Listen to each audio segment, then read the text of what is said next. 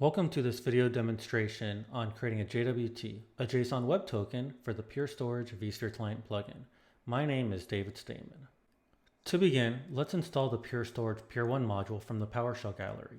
This can be accomplished using the install -module commandlet built into Powershell. Once our module has been installed, we can use the new Pure One certificate commandlet to generate a Pure One certificate for authentication. Once the certificate has been generated, we need to extract the public key from the certificate. Copy the entire public key as it will be utilized to generate the application ID in the next step.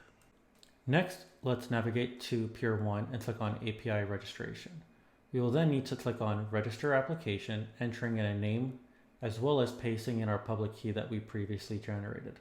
Select a role of either read-only or admin and click Upload to proceed. Next, we will need to copy the application ID that was generated for our application. And let's navigate back to our PowerShell window. Next, using our application ID, we can create a new Pure One JWT using this previous certificate, our new Pure App ID, and setting an expiration date of 2 years from now. Next, let's copy our JWT that was created and navigate to our vSphere client plugin.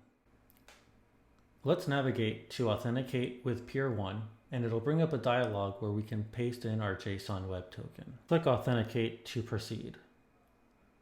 Once our plugin has connected with Pure One, we can click on Add and import arrays from Pure One. Let's try to import 2 of our arrays and make sure they work. Let's use the same credential for all arrays. Select our 2 arrays, entering in the username and password, and then clicking on Add.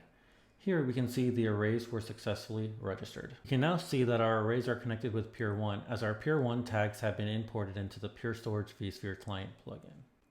Thank you for watching this video demonstration on creating a JWT, the JSON web token for the Pure Storage vSphere client plugin.